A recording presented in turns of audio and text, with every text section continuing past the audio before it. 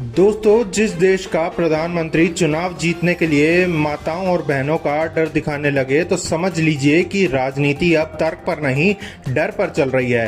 कभी मटन, कभी मंगलसूत्र, कभी भैंस, कभी मुजरा और अब प्रधानमंत्री मोदी जी चुनावी मंचों पर कह रहे हैं महागठबंधन की सरकार आई तो आपकी बहन बेटियों को उठा लिया जाएगा। अब सवाल ये है, क्या ये चुनावी रणनीति है या ये सिर्फ डर की राजनीति? क्या 11 सालों से देश के प्रधानमंत्री और 20 सालों से बिहार में सहयोगी सरकार चलाने वाले मोदी जी अब इस स्तर पर उतर आए हैं कि चुनाव जीतने के लिए माताओं और बहनों को ढाल बना लें?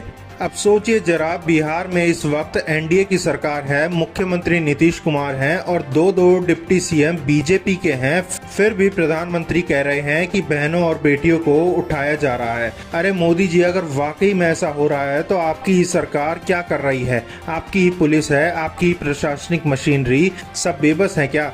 या फिर ये सिर्फ एक चुनावी भाषण का हिस्सा है? दरअसल ये कोई नया ट्रेंड नहीं है। जहां जहां बीजेपी चुनाव हारने की कगार पर पहुंचती है वहां मोदी जी को अचानक माताओं और बहनों की याद आने लगती है। झारखंड याद है, वहां कहा गया था घुसपैठिए, आपकी माटी, आपकी बेटी और आपकी रोटी सब छीन लेंगे।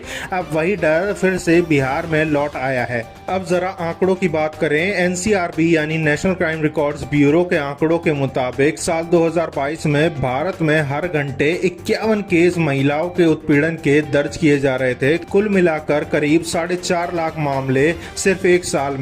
और बिहार साल 2022 में बिहार में 20,222 मामले दर्ज हुए महिलाओं के खिलाफ अपराध के।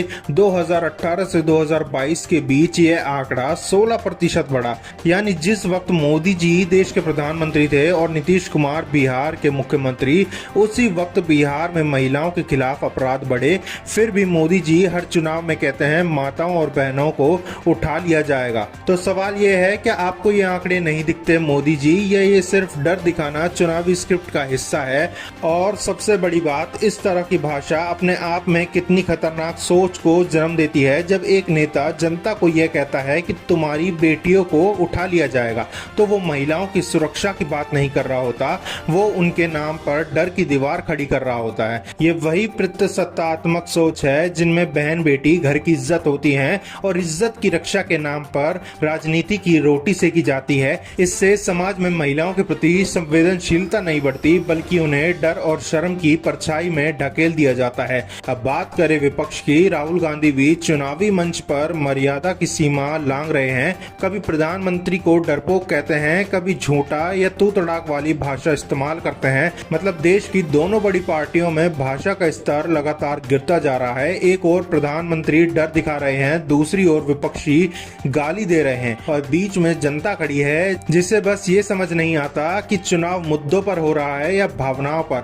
और ये वही सरकार है जहां महिला खिलाड़ियों को न्याय मांगने के लिए सड़क पर बैठना पड़ता है। ब्रजभूषण शरण सिंह जैसे नेताओं पर आरोप लगते हैं, फिर भी पार्टी उन्हें टिकट देती है और प्रधानमंत्री चुप रहते हैं। तो सवाल ये है मोदी जी, जब देश की बेटियां सड़क पर न्याय मांग रही थी तब आपकी संवेदना कहाँ थी? क्या तब माताओं और बहनों की याद नहीं आई? राजनीति में शब्दों की मर्यादा अब सिर्फ किताबों तक रह गई है। आज नेता डर को वोट में बदलने की मशीन बन चुके हैं। कभी मंगलसूत्र की बात, कभी भैंस की। मोदी जी, अगर सच में माताओं और बहनों की फिक्र है तो डर दिखाने की बजाय सिस्टम को ठीक कीजिए, कानून को मजबूत कीजिए और समाज में संवेदनशीलता पैदा कीजिए, क्योंकि देश डर से नहीं भरोसे से चलता है। दोस्तों, अगर आपको लगता है कि राजनीति में मर्यादा अब खत्म हो रही है तो इस वीडियो को शेयर कीजिए और कमेंट्स में लिखिए डर नहीं मुद्दे चाहिए, क्योंकि बहनों को उठाने की बात करके वोट तो मिल सकते हैं लेकिन देश नहीं उठ सकता। जय हिंद।